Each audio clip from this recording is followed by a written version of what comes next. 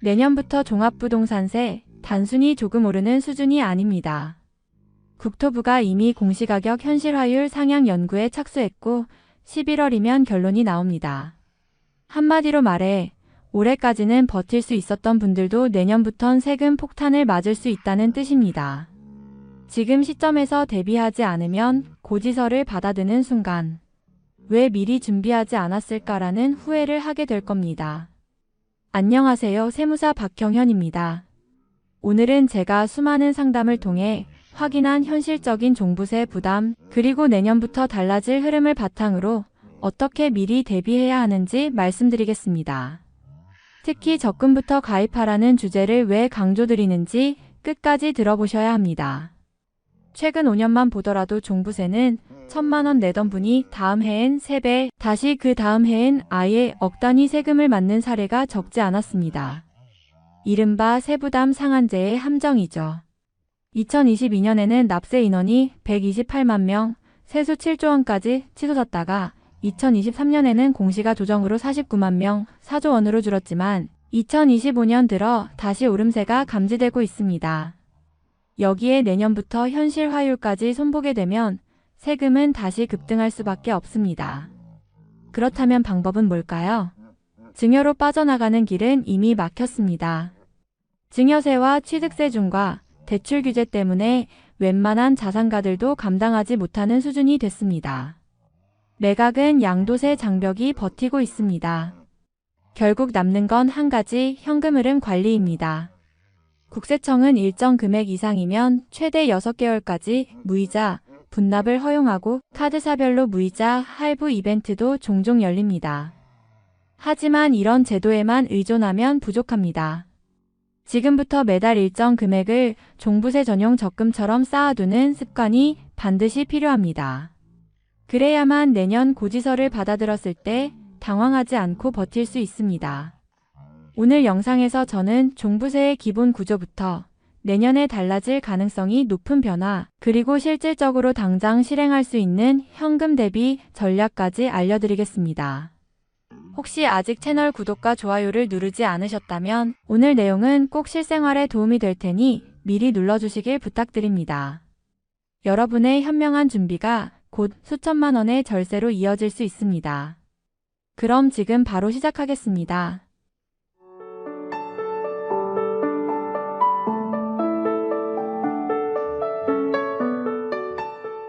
1. 종부세 기본 구조 이해하기. 종합부동산세를 이해하려면 먼저 기본 구조부터 짚어야 합니다. 종부세는 단순히 집값이 올랐다고 자동으로 부과되는 세금이 아니라 일정 기준을 넘어선 고가 주택 보유자에게만 부과되는 별도의 세금입니다. 우선 공제 기준부터 보겠습니다. 일반적인 경우에는 1인당 9억 원까지 공제가 적용되고 1세대 1주택자의 경우에는 12억 원까지 공제가 주어집니다. 즉 시가가 15억 원인 주택을 한 채 보유한 1세대 1주택자는 공제를 받고 나면 3억 원만 과세 표준에 반영되는 구조입니다. 다음은 공정시장가액 비율입니다. 공시가격 전액을 다 반영하는 것이 아니라 일정 비율을 곱해 과세 표준을 산출하는데 현재 주택부는 60%로 고정되어 있습니다. 예를 들어 공시가격이 10억 원이라면 실제 종부세 과세 표준에는 6억 원만 반영되는 셈이죠. 과거에는 이 비율이 90에서 95%까지 올라갔던 적도 있기 때문에 현재 60%는 비교적 낮은 수준이라 볼 수 있습니다. 하지만 정부가 언제든 이 비율을 조정할 수 있다는 점은 주의해야 합니다. 그리고 많은 분들이 놓치는 부분이 바로 세부담 상한입니다. 종부세는 매년 세금이 폭등하지 않도록 상한선을 두고 있는데 현재는 전년 대비 최대 150%까지만 세금이 오를 수 있습니다. 다만 과거에는 다주택자나 조정 대상 지역의 경우 무려 300%까지 상한이 적용되던 시절이 있었죠. 그래서 1,000만 원 내던 사람이 바로 다음 해 3,000만 원, 또 그 다음 해 9,000만 원까지 치솟는 세배수 공포가 실제로 벌어졌던 겁니다. 지금은 상한이 완화됐지만 기본적으로 전년 대비 1.5배 상승은 언제든 맞을 수 있다는 점을 반드시 기억해야 합니다. 정리하면 종부세는 공제액, 공정시장 가액 비율, 세율, 세부담, 상한이라는 네 가지 요소가 맞물려 결정됩니다. 이 기본 틀을 제대로 이해해야 내년에 세금이 얼마나 늘어날 수 있을지 또 어떤 대비책이 필요한지를 현실적으로 계산할 수 있습니다. 2. 최근 5년 종부세 추이. 이제 최근 5년간 종부세 추이를 보면서 왜 지금이 중요한 전환점인지 확인해 보겠습니다.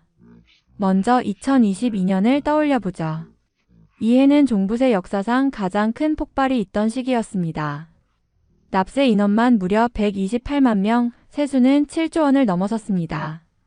전국적으로 집값이 급등하고 동시에 공시가격 현실화율과 공정시장 가액 비율이 높게 책정되면서 사실상 종부세를 피할 수 있는 사람이 많지 않았던 겁니다. 그래서 종부세 폭탄이라는 표현이 언론 헤드라인에 매일같이 오르내렸습니다. 그 다음 해 2023년에는 상황이 급반전했습니다. 정부가 공시가격을 2020년 수준으로 되돌리는 조치를 취하면서 종부세 납부 인원은 49만 명으로 확 줄었고 세수도 4조 2천억 원 수준으로 떨어졌습니다. 불과 1년 만에 절반 이상이 사라진 셈이죠. 당시 많은 분들이 이제는 좀 버틸 수 있겠다는 안도감을 가졌던 것도 사실입니다. 하지만 이 흐름이 영원히 지속되지는 않습니다. 실제로 2025년 들어 집값 반등 조짐이 나타나면서 과세 인원과 세수가 다시 늘어나는 분위기가 포착되고 있습니다.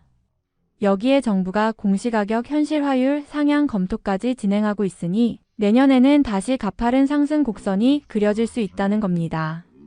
중요한 포인트는 이번 상승은 단순히 예전 수준으로 돌아가는 것이 아니라는 점입니다. 2022년처럼 갑자기 치솟았던 때와는 달리 이제는 출발점 자체가 높습니다. 2023년의 세수가 4조 원대로 줄었다 해도 이미 4조 원부터 시작하는 시즌이라는 거죠. 과거엔 1조 원대에서 시작해 올라갔지만 이제는 절반 수준으로 떨어졌다 해도 4조 원이라는 높은 기저에서 다시 오르는 구조입니다. 결국 최근 5년의 흐름은 이렇게 요약됩니다. 2022년 종부세 공포의 정점 2023년 공시가 완화로 급락 2025년 다시 반등 시작. 이 사이클을 놓치면 내년에 세금 폭탄을 맞는 일이 다시 현실이 될 수 있습니다. 그래서 지금부터 현금 흐름을 준비하지 않으면 안 되는 이유가 바로 여기에 있습니다. 3. 내년 2026년 인상 요인. 그렇다면 내년 종부세가 왜 다시 크게 오를 수 있는 걸까요? 핵심은 바로 공시가격 현실화율 상향입니다. 올해, 그러니까 2025년 공시가격은 전년 대비 평균 3%대 상승에 그쳤고 현실화율도 기존 수준을 유지했습니다. 덕분에 올해까지는 종부세 부담이 어느 정도 안정세를 보였죠. 하지만 국토교통부가 이미 공시가격 현실화율 상향 연구 용역을 진행 중이고 올해 11월까지 최종 결론을 내리겠다고 예고했습니다. 이게 내년 세금에 직접 반영된다는 얘기입니다. 현실화율이란 건 쉽게 말해 공시가격을 시세에 얼마나 가깝게 반영하느냐입니다. 현재 공동주택 기준 현실화율은 약 69에서 70% 수준입니다. 만약 정부가 이를 80% 수준으로 올리게 된다면 단순히 1에서 2% 차이가 아니라 과세 표준 자체가 확 늘어나게 됩니다. 예를 들어 시세 10억짜리 아파트가 있다고 가정해 봅시다. 지금은 70%인 7억 원을 기준으로 종부세를 계산하지만 만약 80%로 상향되면 기준이 8억 원으로 바뀌는 거예요. 여기에 공정시장 가액 비율 60%를 곱해 과세 표준을 산출하니 실제 세금 차이가 수백만 원에서 수천만 원까지 벌어질 수 있습니다. 게다가 종부세는 단순히 집값 오른 만큼만 오르는 구조가 아닙니다. 아까 말씀드린 세부담 상한제 때문에 매년 1.5배까지는 세금이 기하급수적으로 불어날 수 있습니다. 그래서 올해 세금이 1천만 원이었다면 내년에는 같은 집을 보유해도 1,500만 원, 그 다음 해엔 2,250만 원으로 계속 불어날 수 있는 구조입니다.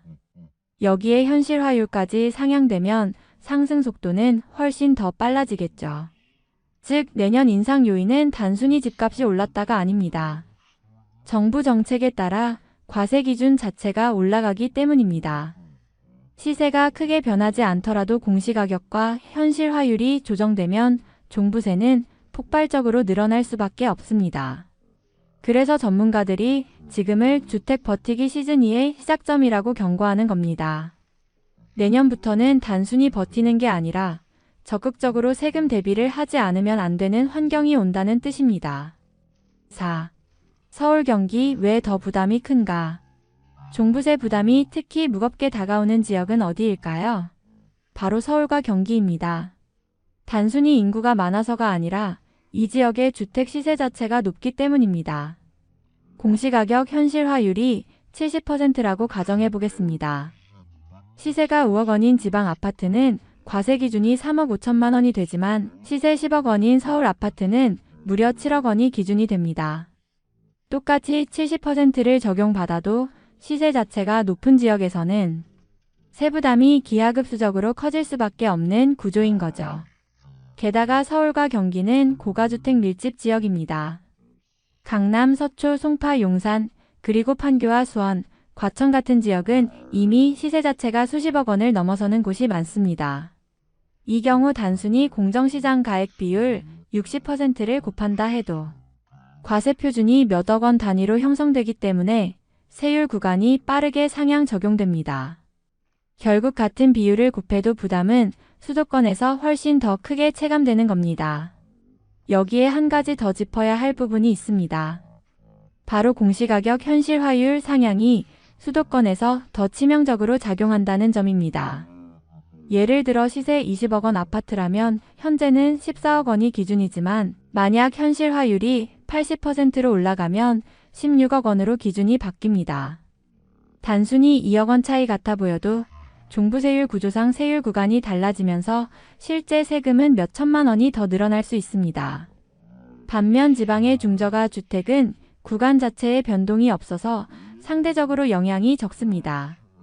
결국 내년부터 종부세 인상 압박을 가장 크게 느낄 집단은 서울 경기 고가주택 보유자입니다. 이미 세부담 상한 150%라는 제도적 장치가 있기 때문에 작년에 이 정도 냈으니 올해도 비슷하겠지라는 안일한 생각은 금물입니다. 특히 수도권 1주택자라고 해도 시세가 높다면 공제 12억 원을 빼더라도 여전히 과세 표준이 수억 원 이상 남게 되고 고지서에 찍히는 금액은 생각보다 훨씬 커질 수 있습니다. 정리하자면 같은 제도라도 지역별 체감은 다릅니다. 서울과 경기는 출발선 자체가 높기 때문에 현실화율이 조금만 조정돼도 세금이 크게 뛸 수밖에 없습니다. 따라서 수도권 주택 보유자라면 지금부터라도 내년 대비 현금 흐름 전략을 서둘러 마련해야 합니다. 증여매각 전략의 한계. 종부세를 피하려고 가장 많이 떠올리는 방법이 뭘까요? 바로 증여와 매각입니다. 하지만 최근 몇 년 사이 이 두 가지 방법 모두 사실상 막혀버렸습니다. 먼저 증여를 보겠습니다. 과거에는 다주택자들이 종부세 부담을 줄이기 위해 자녀에게 증여를 많이 활용했습니다. 실제로 2020에서 2021년에는 증여 건수가 급격히 늘었고 증여세 신고액도 사상 최대치를 찍었습니다. 하지만 지금은 상황이 전혀 다릅니다. 부동산 가격 자체가 크게 올라 있어 증여 가액이 커졌고 그에 따라 증여세 부담이 상상을 초월하는 수준으로 뛰었습니다. 게다가 2022년부터는 증여할 때 따라붙는 취득세준과 제도까지 강화되면서 세금이 이중으로 발생합니다. 예전에는 증여세만 계산하면 됐지만 이제는 취득세까지 얹히니 감당하기가 거의 불가능한 겁니다. 여기에 더해 대출 규제도 큰 장벽이 되고 있습니다. 예전에는 부담부 증여라고 해서 채무를 자녀에게 승계시키는 방식으로 종부세 부담을 덜 수 있었지만 지금은 주택담보대출 규제가 심해져 6억 원 이상 채무 승계가 어려워졌습니다. 결국 고가 아파트를 증여하려 해도 자녀가 대출을 끌어안지 못하니 현실적으로 진행이 안 되는 것이죠. 그럼 매각은 어떨까요? 이 역시 쉽지 않습니다. 고가주택을 팔면 양도소득세 중과가 기다리고 있습니다. 특히 다주택자의 경우 중과세율이 적용되어 매각 차익의 상당 부분을 세금으로 내야 합니다. 실제 상담 현장에서 보면 팔아도 남는 게 없다는 말이 나올 정도로 양도세 부담이 매각을 막아버린 사례가 많습니다. 결국 종부세 부담을 피하기 위해 증여나 매각을 고려하는 건 과거의 이야기일 뿐 현재 상황에서는 거의 불가능한 전략입니다. 지금은 오히려 이런 방법에 기대기보다는 현금 흐름을 확보해 종부세를 낼 준비를 하는 것이 유일한 해법이라고 보셔야 합니다. 종부세 납부 시즌에 고지서를 받아놓고 나서 증여를 고민하거나 매각을 검토하는 건 이미 늦은 선택일 가능성이 크다는 점을 꼭 기억하셔야 합니다. 6. 세부담 상한제의 함정. 많은 분들이 세부담 상한제라는 제도가 있으니 종부세가 갑자기 폭탄처럼 늘지는 않겠지 하고 안심하십니다. 하지만 이 상한제가 오히려 무서운 이유가 있습니다. 현재 종부세 세부담 상한은 전년도 납부세액의 150%입니다. 즉, 작년에 1,000만 원을 냈다면 올해는 아무리 많이 계산돼도 최대 1,500만 원까지만 부과됩니다. 얼핏 보면 세금을 막아주는 장치처럼 보이죠. 그런데 문제는 이 한도가 매년 누적된다는 데 있습니다. 올해 1,500만 원이 기준이 되면 내년은 그 1.5배인 2,250만 원까지 올라갈 수 있습니다. 또 그 다음 해는 3,375만 원, 이렇게 기하급수적으로 불어납니다. 그래서 몇 년 전 실제로 1,000만 원 내던 분이 불과 3에서 4년 만에 억 단위 세금을 맞는 사례가 속출했던 겁니다. 과거 다주택자에게 적용됐던 300% 상한은 훨씬 더 극적이었습니다. 첫 해 1천만 원이던 세금이 다음 해 3천만 원, 그 다음 해 9천만 원, 그리고 그 다음 해 2억 7천만 원까지 뛰는 상황이 실제로 벌어졌습니다. 그래서 종부세 공포는 3배수에 있다는 말이 회자됐던 거죠. 지금은 150%로 낮아졌다고 해도 몇 년만 지나면 결국 같은 결과를 맞게 되는 구조라는 사실은 변함이 없습니다. 또 한 가지 주의할 점은 공시가격 현실화율이나 공정시장 가액 비율이 상향되면 맥스 세액 자체가 올라간다는 겁니다. 내가 내야 할 세금이 원래 2억 원이라면 상한제 덕분에 당장은 1,500만 원만 내더라도 해마다 1.5배씩 불어나다 보면 결국 2억 원까지 도달하게 됩니다. 즉, 상한제는 세금을 줄여주는 제도가 아니라 시간차를 두고 결국 다 내게 만드는 제도라고 보셔야 합니다. 결국 세부담 상한제를 안전장치로 생각하면 큰 오산입니다. 오히려 고지서를 받을 때마다 매년 1.5배씩 늘어나는 세금을 보고 충격을 받는 분들이 많습니다. 그렇기 때문에 지금부터 종부세를 단순히 올해 세금만이 아니라 앞으로 3년, 5년치 누적 부담까지 계산하면서 대비해야 합니다. 상한제의 함정을 이해하는 것, 이것이 현명한 절세 전략의 첫걸음입니다. 7. 현금 흐름 관리 전략. 지금까지 종부세 구조와 위험 요소들을 살펴봤습니다. 이제 중요한 건 어떻게 준비할 것인가입니다. 결론부터 말씀드리면 답은 현금 흐름 관리입니다. 증여나 매각이 사실상 막힌 지금 결국 세금을 내야 한다면 버틸 수 있는 현금을 미리 마련하는 게 유일한 방법입니다. 첫째, 분납 제도를 활용할 수 있습니다. 국세청은 종부세 고지세액이 300만 원을 초과하면 최대 6개월까지 분납을 허용합니다. 게다가 분납 기간에는 이자가 붙지 않기 때문에 사실상 무이자 분할 납부 효과를 볼 수 있습니다. 예를 들어 1,200만 원을 고지받았다면 절반인 600만 원을 먼저 내고 나머지를 6개월 뒤에 낼 수 있는 식입니다. 갑자기 큰 돈을 내야 하는 부담을 줄이는데 실질적인 도움이 됩니다. 둘째, 카드 무이자 할부를 확인해야 합니다. 매년 일부 카드사들은 국세 납부를 대상으로 무이자 할부 이벤트를 열곤 합니다. 다만 이는 카드사별, 연도별로 조건이 다르기 때문에 고지서가 나오는 시점 보통 12월 초에 반드시 확인하는 습관이 필요합니다. 이걸 모르고 그냥 일시불로 내시는 분들이 많은데 알고 활용하면 자금 유동성에서 큰 차이가 납니다. 셋째, 무엇보다 중요한 건 종부세 전용 적금 습관입니다. 분납이나 할부는 어디까지나 보조수단일 뿐 결국 고지세액은 모두 납부해야 합니다. 따라서 지금부터 매월 일정 금액을 따로 떼어두는 것이 가장 안전한 전략입니다.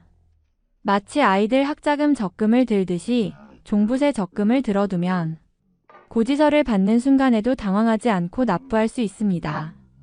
특히 세부담 상한제 때문에 매년 세금이 기하급수적으로 늘어날 수 있으니 단순히 올해 금액만이 아니라 2에서 3년 뒤 예상 부담까지 고려해서 계획을 세우는 것이 필요합니다.